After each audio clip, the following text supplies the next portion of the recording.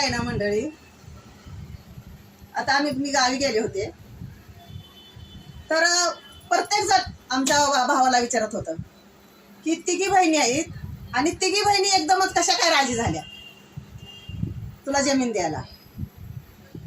तर माझा भाऊ खरंच भावानी गर्वानं सांगितलं की नाही, आमच्या बहिणी तशा नाहीत, एकीनं नाही दोघीनं नाही, तिघीचे तिघी तयार झाल्या आणि तिघी बोलल्या की आम्हाला नको आहे काय, आमच्या वाट्याचं जे काय आहे ते आमच्या भावाला द्यायचं.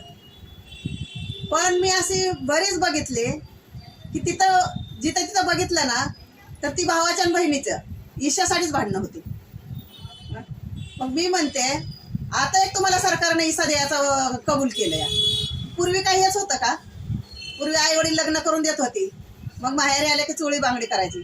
मग आता का तुम्ही आशा लावून बसलेला असता? भाव गरीब असू द्या, श्रीमंत असू द्या, चला बा एखादा भाव श्रीमंत असला त्याच्याकडे घेतला तर एक गोष्ट वेगळी आहे, पण करोडपती बहिणी असल्या तरी सुद्धा भावाला ईसा सोडत नाही. त्या गरीब भाव असला तरी असं सुद्धा मी भरपूर ठिकाणी बघितलंय. पण असं करू नये माझ्यामध्ये. अशानं नाती तुटतात आणि नात्यामध्ये दुरावा येतो. मग ह्या एकाचं तोंड इकडं एकाचं तोंड तिकडं, मग ते ईसा घेऊन काय फायदा आहे? मला तर असं वाटतं. तुम्हाला काय वाटतं नक्की सांगा.